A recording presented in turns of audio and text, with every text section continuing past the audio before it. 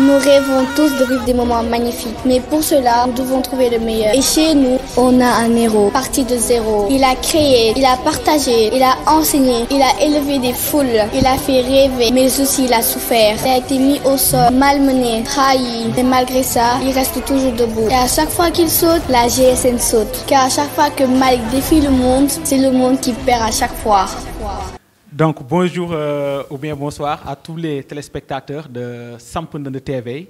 Encore, c'est Malick Mbaye dans votre émission Malick VS.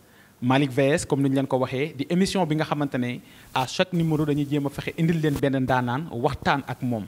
Tey nag ñu am plaisir invité kenn koo xamante ne kenn dootu ko présenté ci Sénégal kenn dootu ko présenté ci li nga xamante ne tey moom mooy écran bi grâce li nga xamante ne nii tey moom lay def.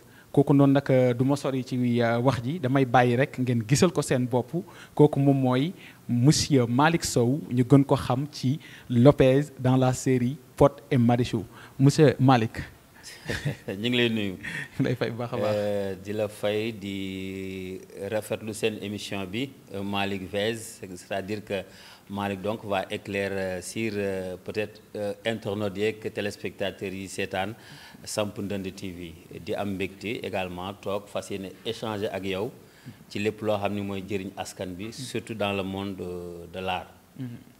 Donc merci beaucoup comme ni mu ko waxee donc dañuy dugg directement ci question yi est-ce que mën nañoo xam quel est votre parcours artistique et aussi dans le cadre éducatif.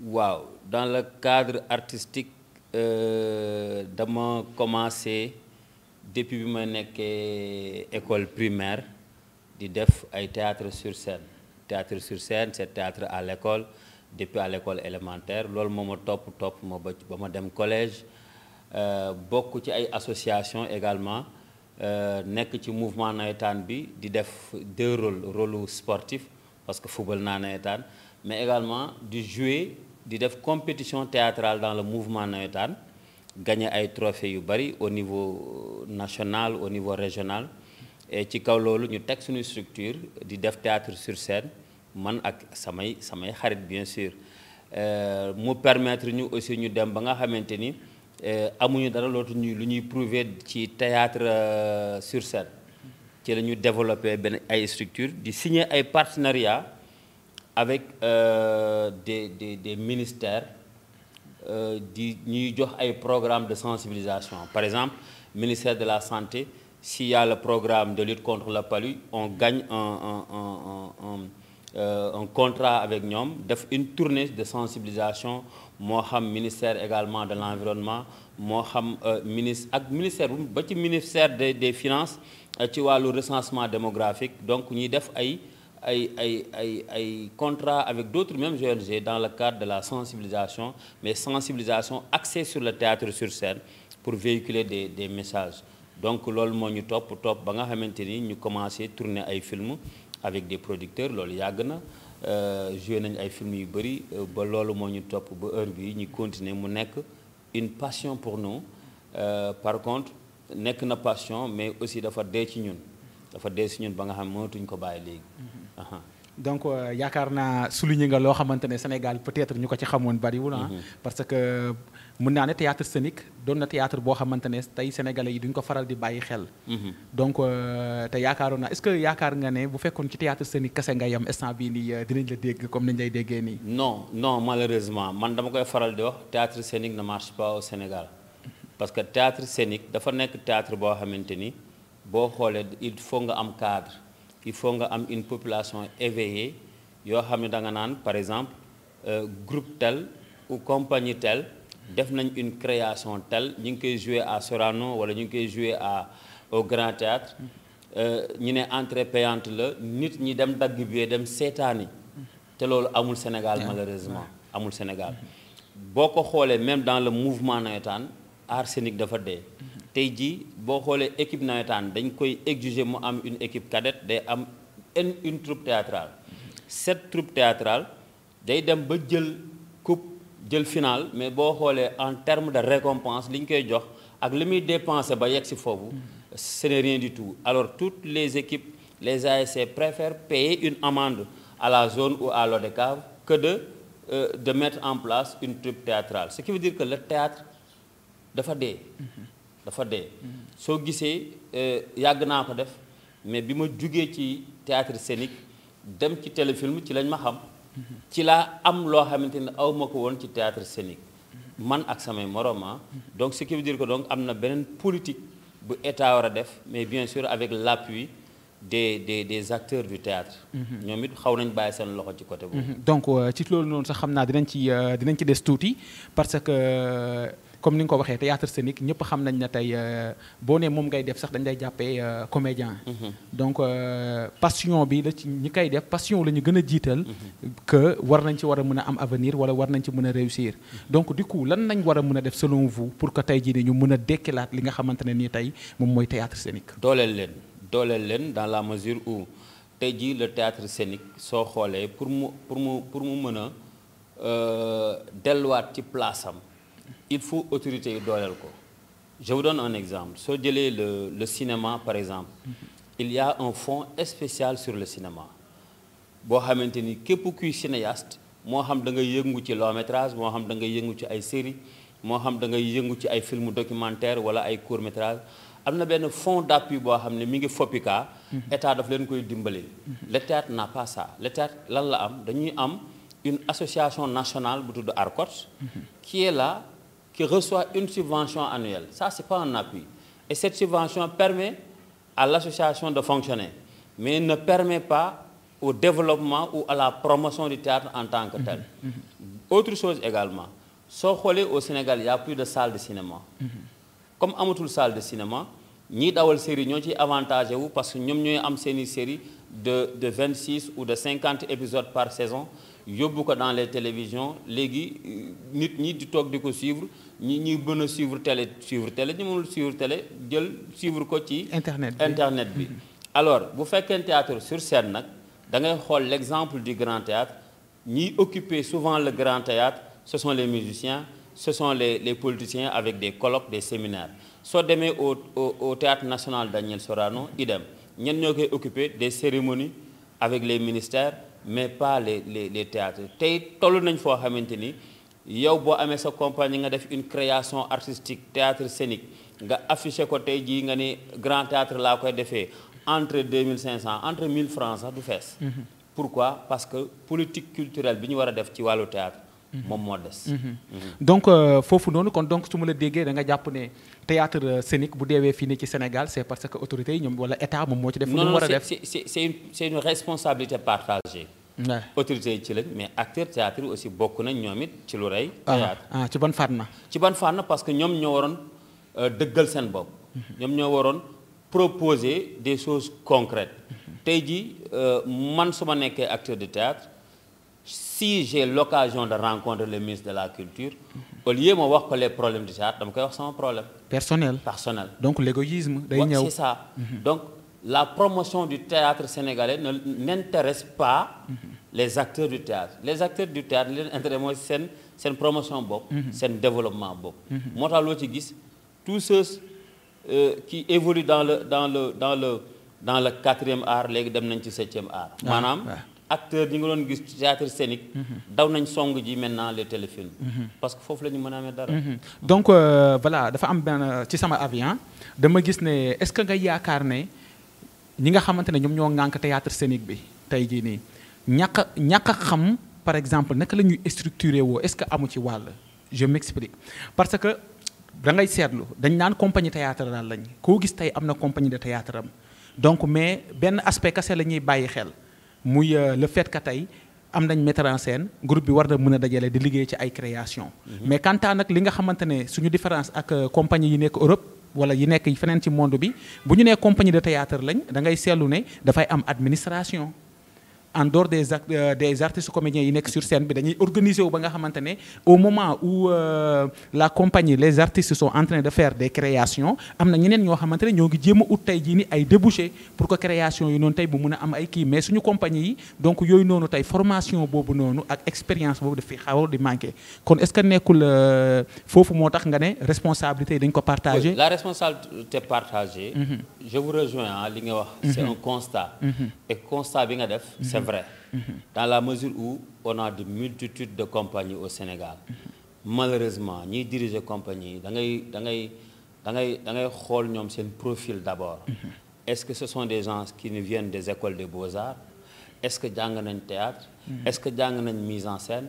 Est-ce que jàng nañ écriture scénario? Est-ce que jàng nañ le déplacement scénique? Est-ce que lan moo am benn Lopez mooy génn nii télé siiw rek jékki-jékki rek wut benn compagnie am dañuy jaawale siiw ak ki nga xamante ni am na expérience jàng na ko. Chaque fois su may wax ci théâtre su may wax ci monde du cinéma en général, je prends toujours l'exemple sur le sport. Gis nga sport dafa am ay coach ñu ngi yor ay club yu mag te mosuñu football mosuñu door bal te dañuy nekk entraîneur di def ay résultats. Ce sont des techniciens du football mais ce ne sont pas des footballeurs. Fii nag da ngay football ba pare ah soo paree rek pour yow technicien nga. Qu'est-ce qui se passe maintenant dans le monde du football? Les anciens joueurs bu ñu paree seen carrière nu ñuy def dañuy jàngi coaching nekk ji ay grands techniciens. Je prends le cas de Zidane dafa pare jàng ji daal di coacher équipe bu Real tegale 3 fois di jël Ligue des Champions. tey ji xoolal les grands clubs ñan ñoo koy yor léegi les anciens joueurs parce que dañoo xam ni seen milieu la duñ ko bàyyi keneen dañuy nekk footballeur acteur suñu paree seen carrière dem jàngiwaat nekk technicien.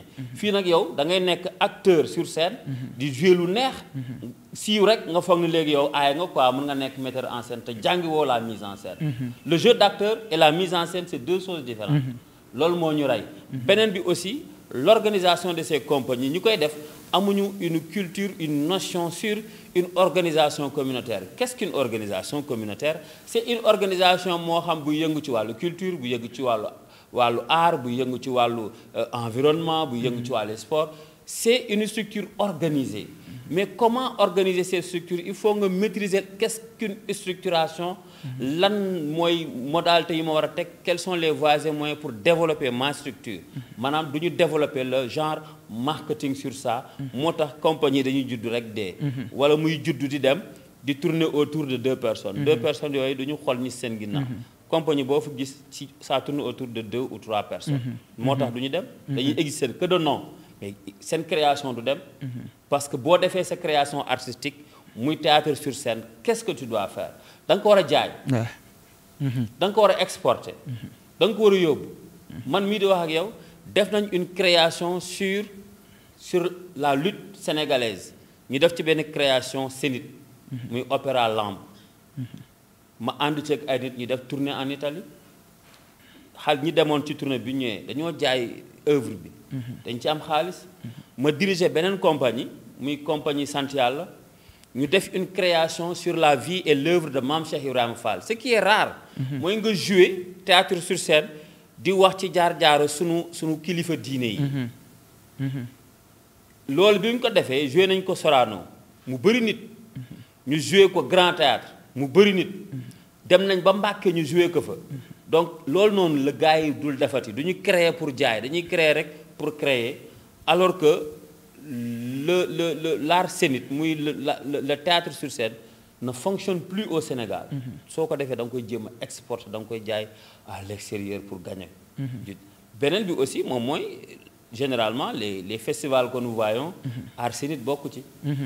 festival yi ngay gis yëpp muy FESPACO muy festival de Cannes nga xam ne ci la art ñi nekk ci culture cinématographique di yëngu di ci am dara mais théâtre sur scène bokk ci lan la ay série la ay long métrage la ay court métrage donc moo tax ñëpp daw jëmi foofu donc y a pas une politique de développer vraiment le théâtre au Sénégal amul donc c'est très intéressant li nga xamante ne ni moom la wax moo tax lépp lu waay di def rek war nga cee war a mën a bàyyi xel bu baax a baax parce que li ko gàllankoor ci ni ñu déggee moom ni mu ko waxee ça ne vient pas le fait que tey dañoo manqué ku ñu jàppale wala dañoo nanguwut a jàppale c'est tout juste que ki ngay jàppale il faut nga xam ci lan nga koy jàppale te li mu remarqué donc ñu bëri remarqué nañ ko mais dañ ciy dëgg tey ji ni seen tànk mooy tey il faut qu'on s'organise noo ko waxee l'organisation communautaire c'est très important donc tey yaakaar naa ne par exemple bu njëkk boo demee Europe ñiy liggéey ci art bokk nañ ci ñi nga xamante ne tey ñoom lañ gën a ñee ñoom lañ gën a nawloo donc on n'a pas besoin sax yow tey nga nekk tey artiste pour que tey ñu mën la jox tey jii ni sa gëdd mais maay président compagnie wala maa ngi liggéey ci compagnie bii nii parce que man am naa ci expérience donc yàlla dimbali nañu tukki dañ dem France ñëwaat mais dañu doon sax utal ay chauffeurs yoo xamante ne spécialement pour suñuy déplacement kon ñooñu noonu mënuñu wax ne art amu fa tey jii nii doole tey bu baax a baax donc mais bu ñu doon jël monsieur Lopez wala Malick Sow sa préférence tey jii nii boo amoon yow lu la gënal nga war a def un choix entre le théâtre scénique ou bien les téléfilms lan mooy nekk sa choix. Ouais, sama choix. c'est les téléfilms. Pourquoi? Parce que on est dans un monde boo xam ne tout évolue. Contexte bi ñuy dundee au Sénégal. moo lay wan ni boo defee théâtre scénique da ngay dem ba li gaay di woy day doon dëgg muy lan muy l'art ne nourrit pas son homme. Ouais, c'est évident. L'art ne nourrit pas son homme. ñi gënoon fës ci théâtre scénique yàgg ci di def théâtre sur scène suñu lekkee 1 franc. ci art ci téléfilm lañ ko lekk. kon li ñu am ci téléfilm amuñu ko fële. kon monsieur Lopez dafa daw. non dawuma. ah mais monsieur Lopez da nga dem ci parce que sànq da nga ne. gars yi bu ñu commencé di gis weccet tuuti wala tey ñu commencé gis seen bopp tuuti rek bu ko defee tey jii nii dañuy bàyyi ñeneen ñi ci ni ma déggee wax ji mais yow tamit ñu laajaat la nga ne instant bii nii ci théâtre parce que parcours bi li nga wax ci théâtre scénique wax ne tukki nga ci def nga ci tey ay affaire donc après ñu ñëwaat ma laaj la ndax boo doon def choix nga daal ne. nga sànni théâtre scénique bi est-ce que loolu noonu du ko gën a rey. non du ko gën a rey dans la mesure où question de yaa ma wax choix. waaw question de choix la xam nga choix bi lan la da ngay choisir loo xamante ni là tu vois au moins une organisation. mais fii amul le théâtre scénique amul organisation. mais le cœur. non loolu mi ngi fi xam nga tey jii boo fekkee benn Lopez mu toog. waaw nga invité ko théâtre sur scène. damay sawar damay ñëw damay jouer. ok maanaam dem ci téléfilm. ne veut pas dire que ni Lopez dafa bàyyi ou abandonner l'art scénique non. l'art scénique moom. boo ma yéegee ba guddi boo ma ne yéegal sur scène ma yéeg sur scène. d'ailleurs moo gën a difficile sax téléfilm. moo gën a metti. mais problème bi mooy li ma la wax. nit booy yëngu ci dara da nga ci jéem a yokk sa xam-xam. les gens ne se forment pas. ne se forment pas li ñuy jiital ak li nga xam ne foofu la ñu war a jaar c'est différent. c'est différent dem na sax ba ci téléfilm yi ah. même téléfilm yi boo amul jeu yenn yi boo amul yenn formation yi doo ci mën génn. soit wala boog tu seras très bien encadré pour nga génn ci. mais suñu contexte bi nii. autorités yi ñoo rey théâtre scénique. théâtre sur scène. suñu autorités yi ñoo ko rey. ba pare amul benn acteur. buy jóg revendiquer loolu. pourquoi parce que mus naa toog ma wax lu mel nii mais ay acteurs théâtre di dal sama kaw. dal comme. xam nga le 27 mars xam nga le 25. c'est la journée mondiale du théâtre. xoolal édition yi passé yëpp. journée mondiale du théâtre bu ñëwee lan la ñuy def. ministre bi mooy woo acteur théâtre sur scène yëpp Sorano dajale leen fa. ñu def benn cérémonie de lancement mu def discours après ku nekk ñibbi. mu yëkkati benn somme jox ko compagnie bu nekk maanaam Arcos yi ñu dem def benn je sais pas benn manifestation ci seen koñ. jouer théâtre nit ñi ñëw après jeex na. mais quand on célèbre une journée. dédiée aux acteurs du théâtre ça serait normalement une occasion. devant le ministre mais de souligner toutes les problématiques. de ce secteur. Ouais, c'est le minimum. c'est le minimum. mais da ngay ñëw benn Malick mooy ñëw ñu jox ko benn 50 000 100 000. mu dem koñam teg benn podium.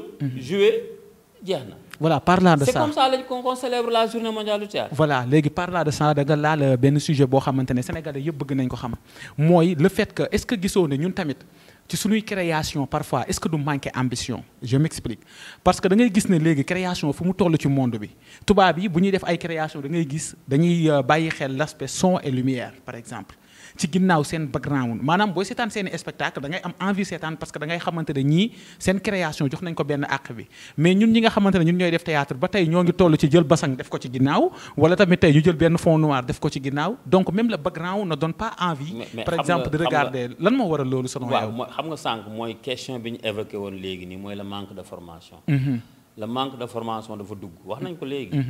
le manque de structuration dafa dugg. le manque d'expérience dafa dugg. su fekkente ne am nga compagnie théâtrale. nga ne man théâtre sur scène laa def. ñu ne la théâtre scène lan la ñu ne la il te faut un public. il te faut des acteurs.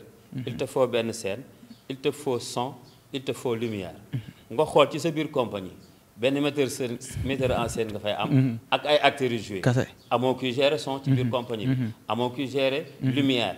ci biir compagnie bi léegi nan nga bëgg. waaw amul benn régisseur ah. du amul régisseur. léegi day gars yi ñoo taxal rek. dóor benn podium seen koñ rek dem jëli projecteur u ngénte ñëw teg. son bi ñu dem jëli benn animateur ci koñ bi rek. léeg-léeg nga gis théâtre sur scène boo xamante ni benn micro bi 3 acteurs sur scène ou 4 benn micro la ñuy paasante. waaw comme ndax comprendre. waaw pire amateurisme. donc c'est que dire. gars yi bëgguñu jógee ci amateurisme dem ci professionnalisme. et pour nga jógee fii dem fii. du ay caaxaan. faaw nga tóoj niveau bi da ngay nangoo jàngi quoi da ngay jàngi. métier mi bëgg naa ko. bëgg naa cee avancé. yi liy avancé loo métier bi mooy man mi koy exercer man mi nekk acteur ci métier bi maay dem jàngi. ndax sama capacité sama xam-xam. tant que maa ngi koy def ci métier mi mooy métier mi kon dina avancé. mais man su ma nangul avancé métier mi du avancé. donc voilà yaakaar naa ne foofu moom dañuy partager même point de vue. Voilà. Parce que par exemple bu ñu jëlee exemple ci Samp Ndënd avant qu'on dit Samp Ndënd TV ñun ce que nous avons fait mooy dañoo jéem a fexe def tout notre possible ba ne bu yeboo sax bu ñu xam ci écran yi. mais on va faire tout notre possible ba nga xamante ne li nga xamante ne moom lañu gis yeneen dëkk yi di ko def muy am réussite ñun on va le faire peu importe le temps bi nga xamante ne ni tey moom lay def moom moo waral tey lii parce que tey par exemple ñun ci suñu compagnie. yooyu noonu nga fi lim yëpp am nañ ko. mais aussi tamit dama koy brosse rek jàll ci beneen question bi mooy on essaye d'avoir une indépendance tey jii ni ci suñuy production. parce que Sénégal jarul ma lay wax xam nga ne fii nii tey maison de production yi ak acteurs yi selon yow ñen ñoo ci ëpp bénéfice. maison de production yi. ñoom ñooy gagné ci kaw acteurs yi. waaw est-ce normal. non c'est normal dans la mesure où terrain bi soo ko bàyyi ak ñi ko moomul. dañ ko bàyyi ak ñu ko moomul ak ñu ko moomul xam nga mooy li ma la jox exemple léegi ci football. ban acteur ngay gis. mu siiw lool. bu génnee wala bu rombee ñu ne diw ngi ne. ñu ne ubbi na maison de production. dañuy jouer dem ci Malick am fa contrat. ñu fay ko mu jóge fa dem ci Mamadou Sène am fa contrat ñu fay ko mu jóge fa dem ci Mamadou Ndiaye am fa contrat di topp noonu dem di dem ba carrière am jeex. ba mu fay. donc day dem di dund ak ay contrat ba affaire yi jeex. dina toll foo xam ne sax kenn dootu ko soxla. il pense même pas. que li may gagné ci contrat yi.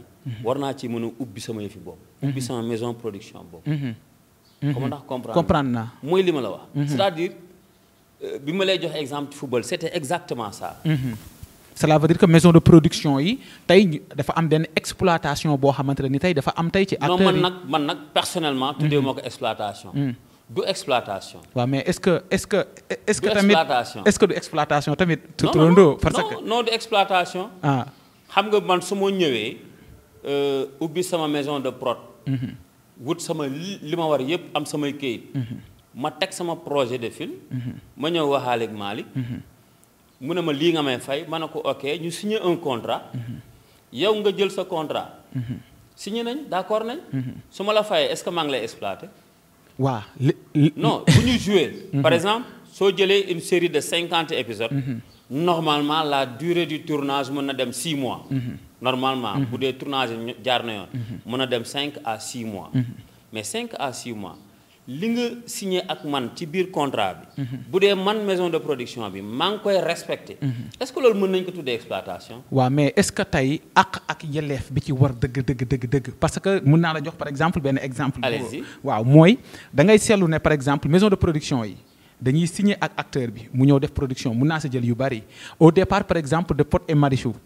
par exemple bi nga xamante ne vous avez joué un grand rôle là-bas. donc mën nañ ne bokk na ci série yi nga xamante ne vraiment en tout cas moom moo tax tey ñu gën a bëgg tey Moussa Lopez grâce tey ak li nga xamante ne tey moom nga incarné. moom a gën a voilà personnalité bi nga xamante ne tey moom nga fa dégagé. à travers Pod et Marichou. xam nga ñu ngi ko doon am su ma juumul mi ngi doon daw ci télé mi ngi doon daw télé mais dem na ba ci biir donc mu continuer di dawaat ay sunu yëf maanaam yeneen opportunité am.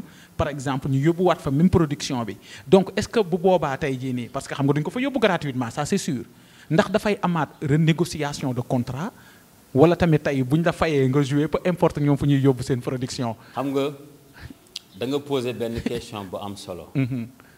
pour nga wax ne question bi sax xëy na à travers. ci seen antenne bi mën nañ ci yeewaale yenn acteurs yi. on n'est pas acteur pour acteur. Les maisons de production ne gèrent pas les statuts des acteurs culturels. ñoom seen yëf lañ gérer. Il y a l'État qui est là, qui doit définir la politique, non seulement pour la gestion des carrières des acteurs, pour le statut social des acteurs, mais li nga wax léegi àq ak yelleef. C'est pourquoi l'État avait créé BSDA jóge ci BSDA léegi mu tudd SODAV. mais tey fait le tour des acteurs. Sur 10 acteurs boo jël ñaar ñoo ci am carte SODAV. Pourquoi? Alors que acteur bi il y a ce qu'on appelle le droit d'auteur, il y a ce qu'on appelle le droit voisin, il y a ce qu'on appelle le droit intellectuel, le droit à l'image, etc., etc., etc. Gis nga lii ma la limal yëpp interroger 10 acteurs ñaar ñi ñoo la ko ci wax 8 yi duñu la ko wax. nga interroger 10 acteurs ñaar ñi ñoo am carte SODAV. Maintenant qu'est-ce qui se passe? Tu as pris l'exemple de Pod et Marichou. Pod et Marichou Sen TV la saison 1 bi daw. affaire bi def buzz TFM jël. tawal 2 saisons 3. ñu pare canal sunu yëf jël. est-ce que vous avez compris? mais man Malick Sow Lopez. man am naa sama carte SODAV. quand sunu yëf diffuse mais dañu may fay droit d'image fan lañ koy fayee SODAV man damay dem SODAV de ñu fay ma samay droit du maison de production bi moo koy def. ok maison de production bi daf laa fay signé ak yow contrat pour nga interpréter ko rôle Lopez. mais fay na la nga interpréter ko rôle bi ba pare. maintenant moom filmam moom œuvre am. bu ko neexee dem jaay ko Canal Sunu Yëf bu ko neexee dem jaay ko France 24. maintenant à toi maintenant et à l'État du Sénégal en tant que citoyen. de poursuivre l'œuvre là où elle est diffusée. nga am fa ses droits. avec la carte. il faut que tu sois reconnu par la SODAV. pour que nga mën a réclamer ces droits yooyu. malheureusement beaucoup d'acteurs xamuñu loolu. voilà léegi nga yaakaar ne problème bi tamit nekkul ci le fait que artistes yu bëri tey yi ngay gis parce que man mënatuma xam artiste nga leen woowee wala acteur wala comédien man je me suis perdu ci cadre boobu noonu parce que ña ngi koy laaj sax ñoom xamuñu fan la ñuy situer déjà seen bopp. et parce que tamit le fait que amuñu seen contrat man damay gis ay artistes yoo xamante ne dama ciy waxtaanal ñu bëri ñoom ñoo defal seen bopp lépp. ça veut dire que ñooy jéem a négocier tey jii ni seen contrat peut-être dañ koy def pour nañu am opportunité tey pour siiw par exemple donc wala tamit amuñu tamit beneen background boo xamante ne nii tey dina leen mën di suivre des professionnels yu leen di encadrer parce que tey par exemple yëngu nga ci wàllum football donc da ngay gis ne joueurs yi sax dañuy am ay agents des gens yoo xamante ne tey ñoom ñooy gérer seen i transfert et tout ça mais ñun lan moo tax. loolu sori na joueurs yi sax sori na. dañuy yem rek ci art bi. tu prends l'exemple d'un musicien rek. waaw musicien bi yow boo soxlaa tey ji Waly wala nga soxla Pape Diouf wala nga soxla ñoom leneen li nu mu tudd sax ñoom Sidi Diop. waaw. mais est-ce que ci ñoom ngay dem directement. staff bi manager bi. mais c'est ça. dafay toll foo xamante ni responsabilité personnelle la. man su ma neexee tey jii ne man Lopez. xam naa milieu bi gérer naa milieu bi je suis capable de négocier mes propres contrats avec quiconque. soxlawuma agent parce que la agent bay def mën naa ko agent yi lu ñuy def. mais yaa ngi wax saa nga waxee exploitation. mais am na ay acteurs yu am ay agent de yu am ay managers yuy waxaale à leur place di leen exploiter parce que dañ ciy am pourcentage. man tey jii yow Malick yow boo nekkoon acteur. ñëw def ma sa manager ma ñëw négocier ak yow benn 1 million. ci ak benn maison de production man mi ko négocier am naa ci pourcentage. dafa yomb trop nga toog rek di négocier. alors que yow bu la leer mën nga ko defal sa bopp y a pas de problème. c'est-à-dire c'est un milieu boo xamante ni. mooy li nga wax rek soo ci duggee gëstul. nga jàng xam paramètres yi xam ruq-ruqaat yi ba nga xamante ni. yow kenn du la lor. te doo lor kenn. est-ce que vous avez compris. man mii di wax ak yow. ci mois bii passé waroon naa voyager. amoon naa benn affaire bu urgente bu ma waroon doxi en France. mais xam nga tax deewu ma parce que dama signé woon benn contrat pour jouer benn téléfilm ñu repousser date tournage bi alors que signé naa contrat mën naa dem France. ñu commencé tournage bi ci diggante bi soxla ma fekk nekkuma fi moo tax ma repousser c'est des paramètres yoo xamante ni nit da ko war di maîtriser su fekkee nag da ngay dugg dans le milieu professionnel mais da ngay gëstu ji de soo gëstuwul yow dañ naan ku taxaw ci buntu kàmb bi te wéeru woo ba ma la day yomb ni da nga am wéeruwaay ñaar la da nga dul xam jàngoo xamoo nooy jaar nga dem fekk ku jàng ku xam nga wéeru ci moom def ko manager mu lay guider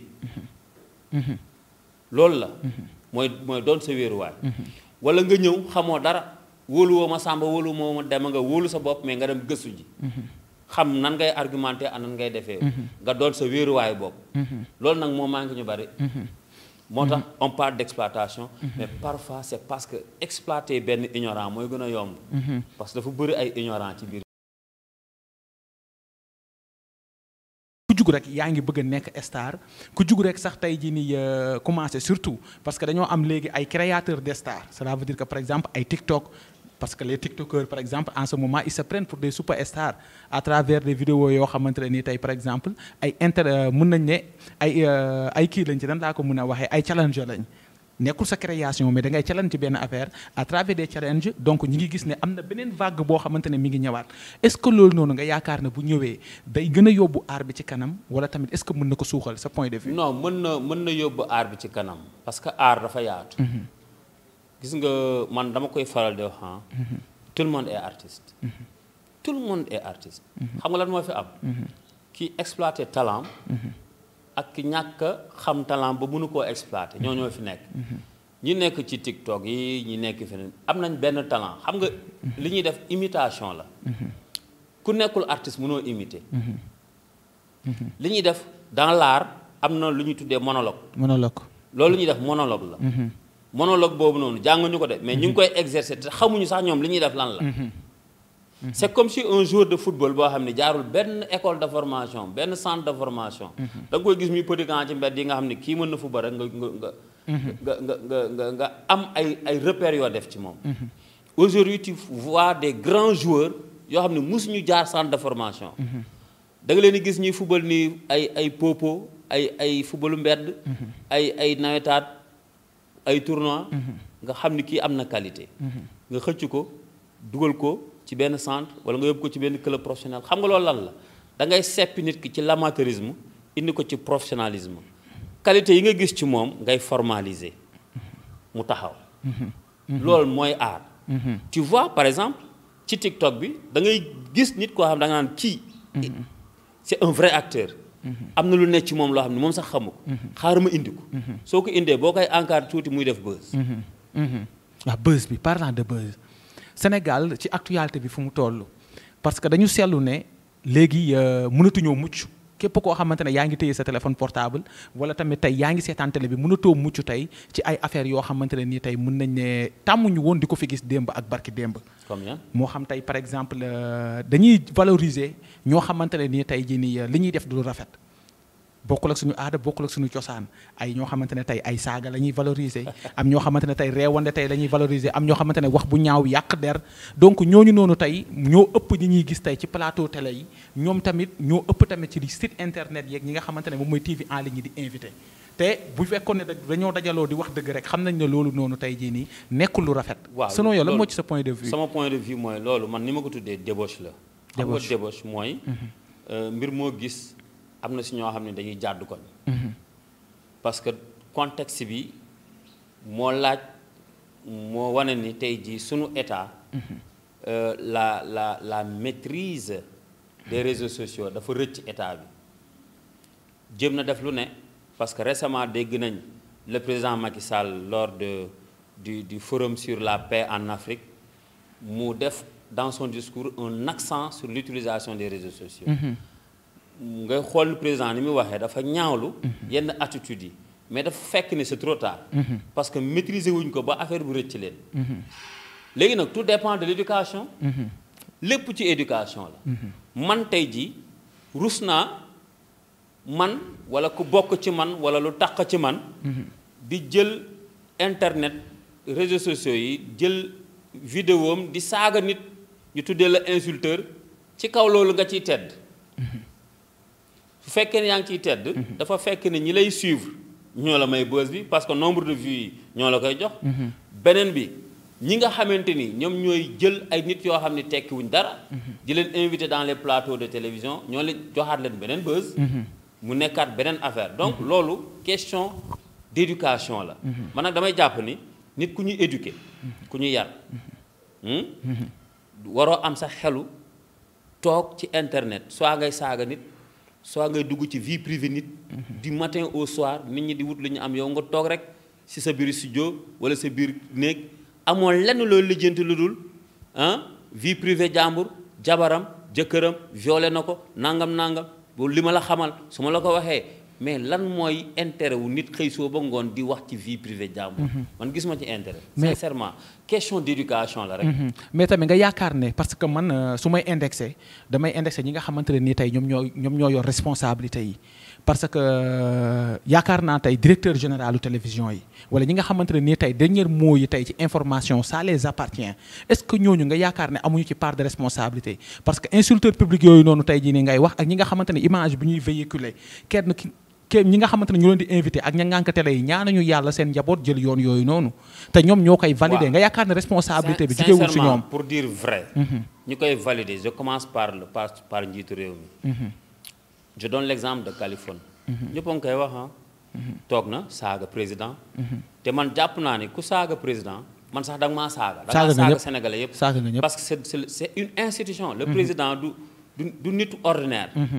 institution la. ku taxaw saaga sunu institution. saaga le président saaga soxnaam.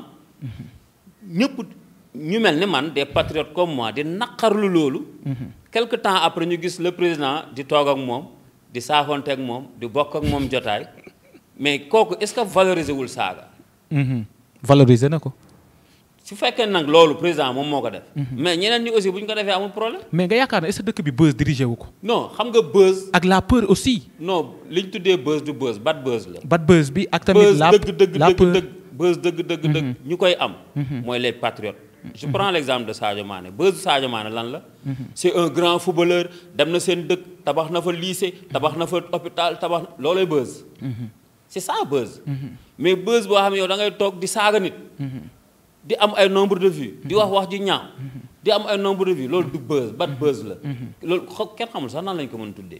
reewande la. beneen bi je reviens sur toi sur ce que tu as dit tout à l'heure par rapport ak la responsabilité de l'État. gis nga bu doon ku génn ci télé wala ci internet saaga nit kooku porte la plainte parce que injure c'est interdit par la constitution. suñ la porte plainte ñu dem xool la fa nga ne ñu jëli la. tëj la bu yàggee ñëpp bàyyi saaga. bu yàggee ñëpp dinañ bàyyi.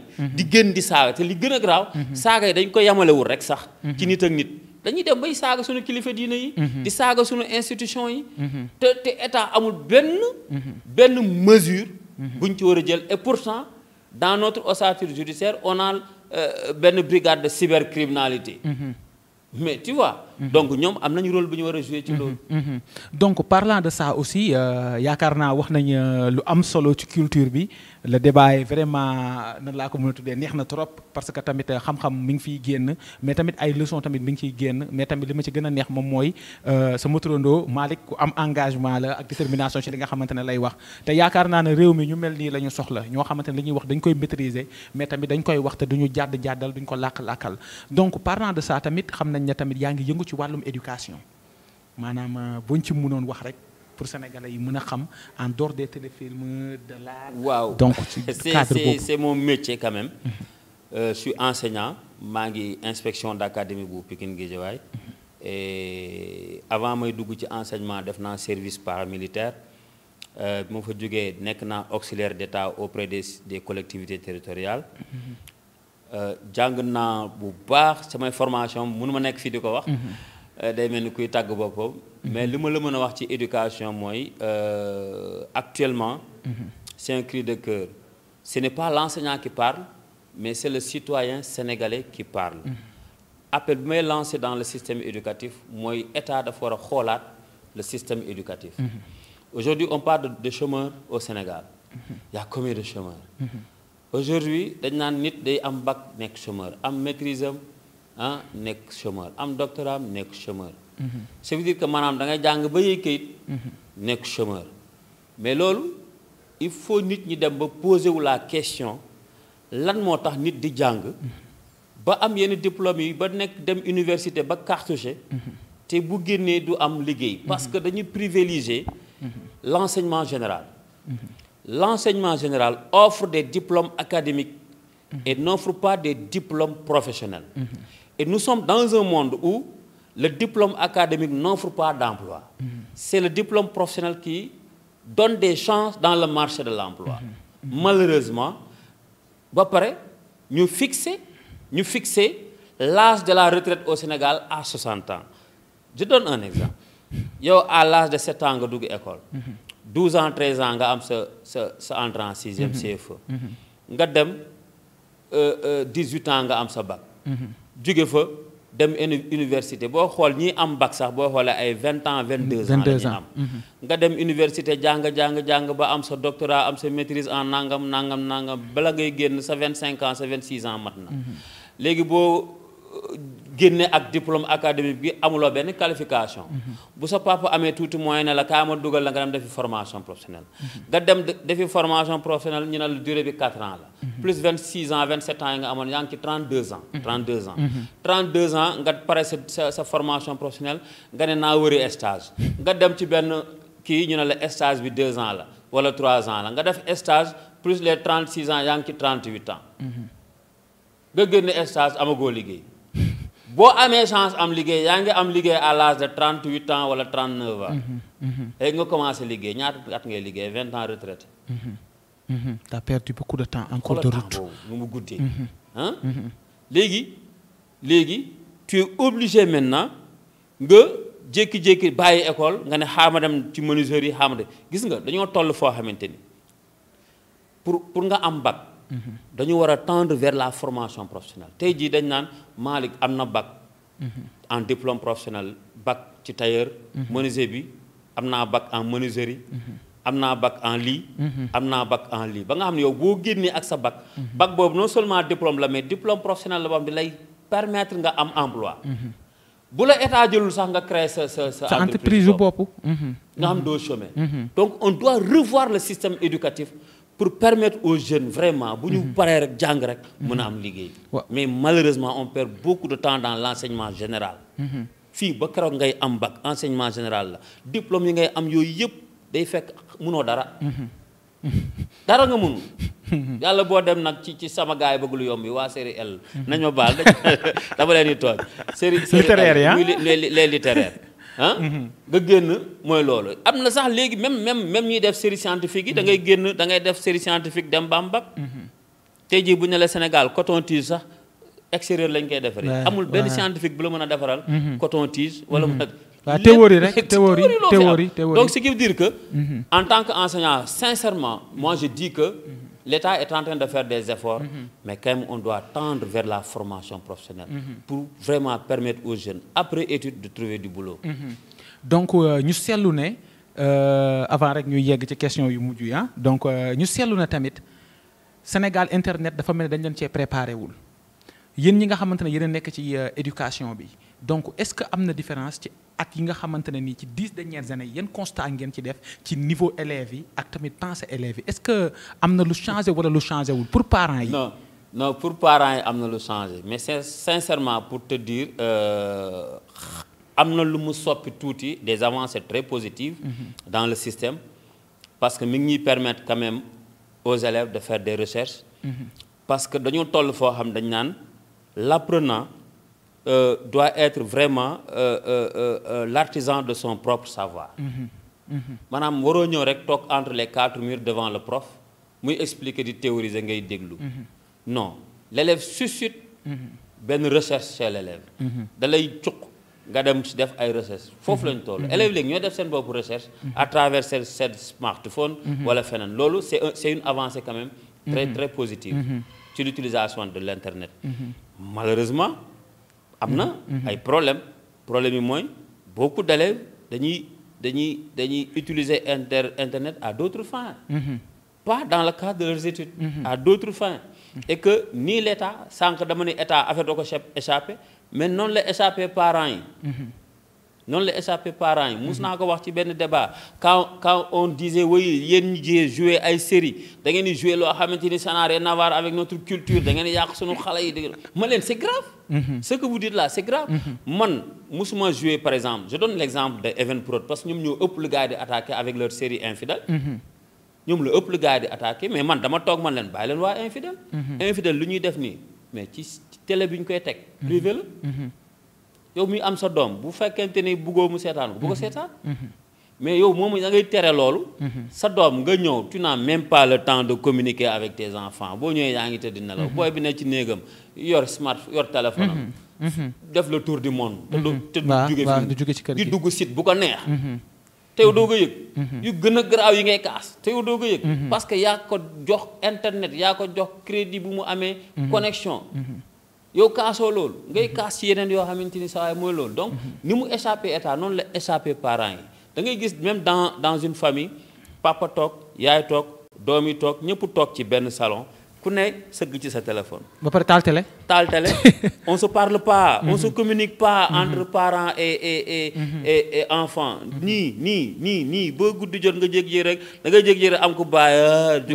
parce que sonn na. mu jug tëddi y a pas de communication. et loolu l'internet moo ko waral donc baax na trop parce que am na lu mu indi mais quand même am na lu mu yàq lu bari ci société bi surtout ci jeunesse bi quand même.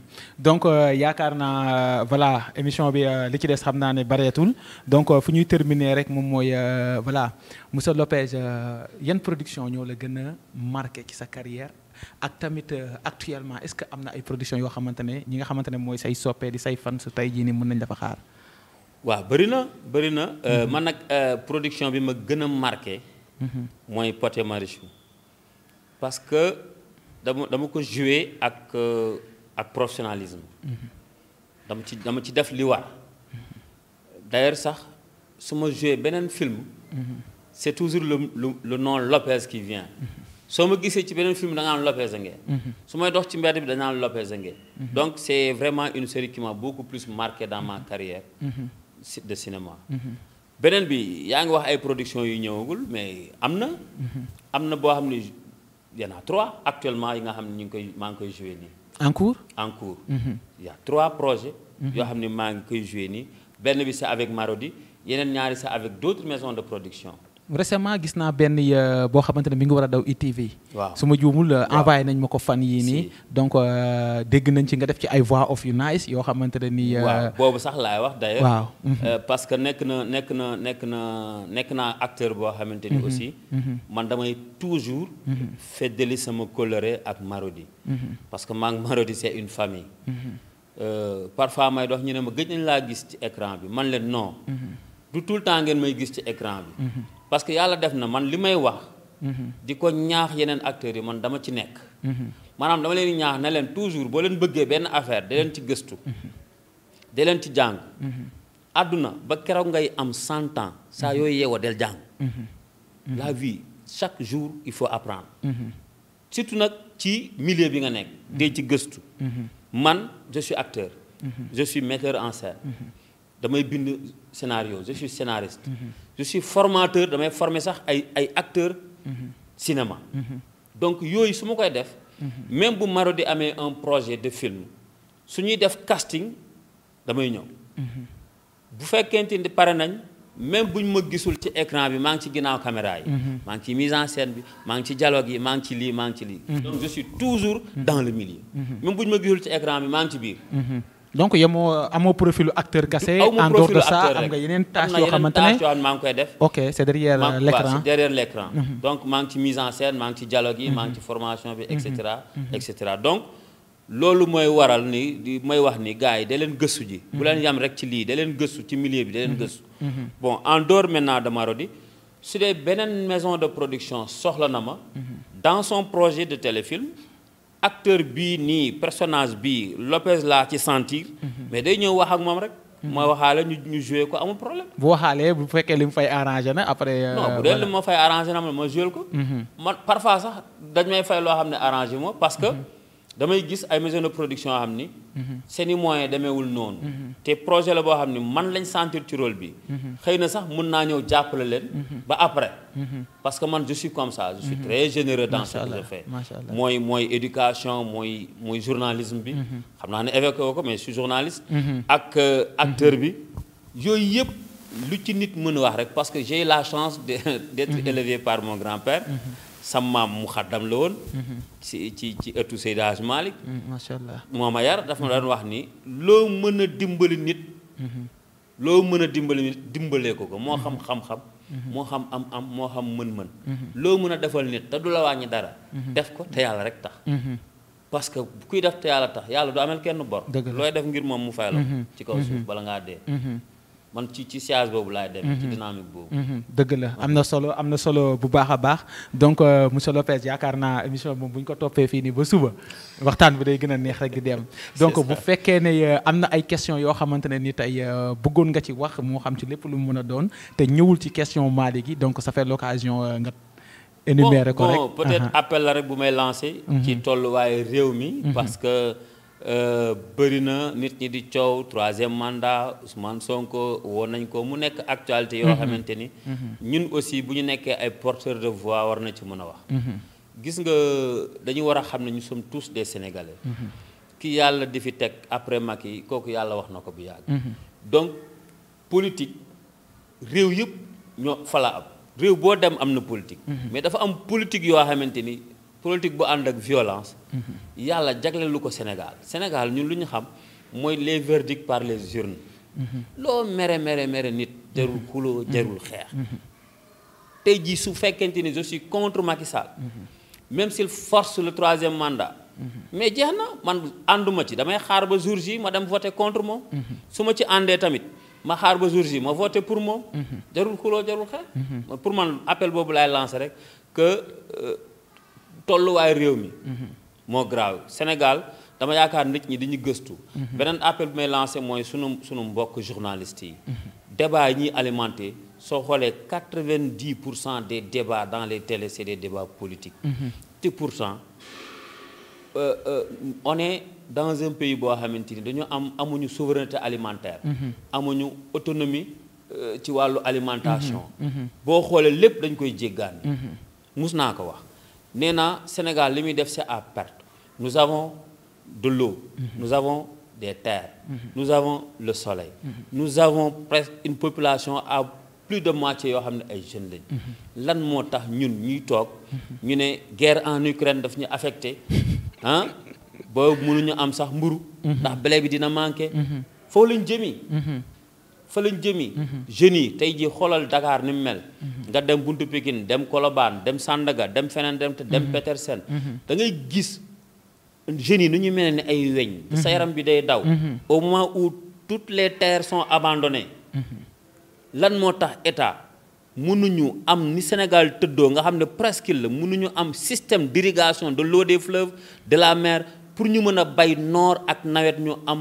autosuffisance alimentaire souveraineté alimentaire boobu Ukraine di guerre suñu yoon du ci ne parce que am na dëkk yu lijjantiwul loolu lijjantiwuñ ko mais tey jii mooy loolu te am na loo xam ne sax mënuñu ko wax fii mais on est tous menacés ñun Afrique du tax on est tous menacés regarde nos voisins le Mali a des guerres Tchad Burkina Faso Guinée partout da ngay gis des gouvernements de transition ñoom yaakaar nañ ni ñu muccee ci ñoom mën nañ ci mucc non moo tax il faut toujours ñu appeler au calme redéfinir suñu politique économique jeunes yi di taxawaalu jaa du travail nañ dooleel mbay mi dooleel càmm gi dooleel napp gi dooleel koom-koom bi formaliser le secteur informel jàppale artisans yi su ko defee c'est la seule solution pour lutter contre le chômage bi tar na te pourtant liggéey am na fi soo demee dans les prisons la fa nekk man je me demande même où sont les défenseurs des droits humains la fa nekk jéggi na dayoo am na un jour ma toog ak benn ministre bu mag ñuy waxtaan mu ne ma dama jógee Inde non pas Inde Chine di ñëw Sénégal avion bi ma duggoon mu bëri woon ay chinois mais bi ma laajee ndekete ñooñu mooy ñi nga xam dañu am problème ak justice léegi dañ leen di yóbbu ci entreprise yi nga xam ne moom la chinois yi gagné en Afrique ñu dem liggéey pour gagner seen liberté. dañuy ñëw fii gis nga parfois gis fi ay chinois yu bëri. nekk ci tali liggéey. dañ koy def volontairement pour gagner leur liberté. dinañ ci gagner ñaar. dinañ ci gagner seen liberté mais dinañ ci gagner en termes d'expérience. dinañ amaale expérience ci li ñuy liggéey ba pare am xaalis. gagner sa liberté ba pare booy dem ñu ne nga am expérience pour jox la xaalis. donc yow socialement dañ lay changer sa vie. mais ñun xoolal fii tey jii. yow tool yaa ngi fii bëri bu bëgg dee àll baa ngi nii. nga jël ay plus de 1000 détenus. Rebeuss. ñuy tëdd di lekk di naan. di sangu. loolu yow bu ñu bàyyi. nga former leen mu nekk une insertion. day nekk non da nga day nekk une insertion boo xamante ni tey jii ki ngay tëj 10 ans de prison. ci 10 ans yooyu boo ko formé 5 ans balaa 10 ans yee mat di nga ko jox formation. bu paree nga insérer ko dans la vie active jox ko lu moo xam ne bu génnee dina ubbi magasin wala mu ubbi entreprise boppam. xam nga la moo tax dootul talati delluwaat foofu. mais quand même li tax ba ree mooy Sénégal réewu taamu la.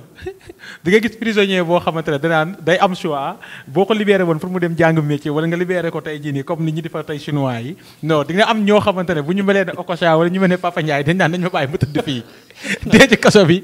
non c'est pour te dire que ne dëkk lañ boo xamante ne tamit dañu bëri humour ba nga xamante ne ni tey dafa dem ba dafa affecté tey jii ni sunu avenir bu baax a baax parce que loolu moom moo fi ama Sénégal commentaire boo dugg ñi ngi naan ku fi stressé rek dafa fekk ne amoo connexion donc dafa mel ne amuñu culture tey jii ni concurrence culture daan ne dëgg la suñu dëkk tuuti na mais dinañ bokk si ñi nga xamante ne képp koo xamante ne sénégalais la tey dina am tey fierté comme tey ni ko équipe nationale bi defee tey par exemple ci wàllum football bi récemment donc tout ça dafa mel ne on n'est pas préparé tey jii nii pour ñu mën a xam mentalement naka la ñuy def tey ba mun a avancer dafa dugg tey ci biir kër yi. kër yi tey da nga fay dugg sama papa da ko wax récemment Babacar maa ngi koy nuyu davantage dafa ne Sénégal togg añ moo ñu tardeel parce que ñun amuñu culture temps éducation bi fi amoon ak système de vie bi fi amoon depuis 1960 nga xam ne population bi yaatul woon comme nii. donc moom moo fi am tey jii nii ba tey. yooyu nag xam naa dinañ si ñëwaat incha allah bu ñu yàlla mayaale occasion bi. donc tout juste pour vous dire que ne on est très content ci invitation bi encore une fois. merci di la wax ne lan ngay tàggatoo rek bu fekkee amoo dara loo bëgg a dolli tamit. non mais di leen remercier rek. li ñu fi dolli moom bari na ndax wax di moom du jeex. dañ koy dagg nii rek di leen remercier c'est vraiment ñi seetaan di wax ne nag maa mel noonu su may wax damay wax ak cœur ouvert c'est le patriote qui parle le citoyen man je suis un patriote man lu may wax rek mooy lu ñor sama dëkk li tax dëkk bi avancer sur tous les plans surtout si wàllu économie donc loolu la quoi bu dëngee rek ci man la bu jubee ci yàlla la maa ngi jéggalu ñëpp nag di xam ne rek di ñaan yàlla rek comme ni ma koy waxee saa su ne yàlla mi am jàmm te borom jàmm te ku mu jàmmal nga am jàmm yàlla nañu yàlla may jàmm tuur ko ci askanu Sénégal gi yëpp rawatina ci yéen ñi di seetaan également ci Samp Ndënd TV. Merci beaucoup. Donc voilà, l'émission tire à sa fin. Ça a été un réel plaisir. Tey nag yaakaar naa ñu bëri sentir ñu confrontation bi Malick VS mais yaakaar naa Malick VS li mooy objectif bi xam-xam bu am génnee rek njariñ bu génnee rek tey jii nii yaakaar naa ne tey xëccoo tey jii nii du am te déglu nañ ko li nga xamante ne moom la wax bu baax a baax déjà dañ koy remercier ci invitation bi ak tamit disponibilité am parce que xam nañ ne liggéeyam yombul parce que yemul ko sa ci art bu nekkul tey jii nii ci kaw scène mi ngi jouer ay production de filmam wala mu nekk ci réalisation yi wala même bu dul loolu noonu tamit mi ngi fonction publique di liggéeyal li nga xamante ne tey moom mooy réewam donc dañ lay sant di la gërëm ci loolu noonu di la wax ne incha allah lii nga xamante ne moom nga def pour Samp Ndënd TV boo ko defee da nga ko defal Sénégal yëpp parce que Samp Ndënd Sénégal tey ñoo koy suivre Sénégal tey ñoo koy ndamoo bu baax a baax donc tey à travers ma bouche à travers l'antenne de Samp Ndënd TV ñu ngi lay remercier waat di la wax ne aussi da nga ne c'est le patriote qui parle mais nous aussi on est de grands fans waaw ñun tey privilège bu rëy la ñu am parce que yaa ngi ñuy bégal tey jii ni bu baax a baax donc say fans lañ tey bu baax a baax di la wax ne soxla nañ ñu mel na yow soxla nañ sa conseil soxla nañ sa expérience soxla nañ tamit sa soutien parce que télé bi ay xale ñoom ñoo fi nekk compagnie bi ay xale ñoom ñoo fi nekk di essayer di suivre li nga xamante ne moom mooy li nga xamante ne moom nga fi wax ba émission bi commencé mooy jéem a formé wu jéem a fexe tamit fexe ba moom tamit seeni propre production donc voilà ci noonu la ñuy tàggatoo encore une fois di remercier képp koo xamante ne yaa ngi ñuy seetaan mais aussi di sant di gërëm ñi nga xamante ne ñoo nekkoon ci ginnaaw ku ci mel ne l'infatigable Marème Touré donc ñu naan ko vraiment donc moom moo nekkoon ci image yi ak ki nga xamante ne mooy Khadija Dabo aussi tamit ci son bi Okocha moo fa nekkoon fii lumière yi ki nga xamante ne moom mooy Papa Ndiaye donc voilà ak suñu cadreur bu mag bi nekk si ginnaaw tur bi naka la Mamadou Sène waaw ak ki nga xamante ne moom mooy Mamadou Sène bu baax a baax di leen wax rendez-vous bientôt di sant nag di gërëm ki nga xamante ne tey moo ñuy ñawal muy Ndiayène Fashion wala mu nekk mois yi bu couture wala tey jii nii voilà Diallo Mor Evans et Lion Designer donc ñi ngi sant di gërëm ñëpp à bientôt ci beneen numéro Malick VS merci beaucoup les gars jërëjëf.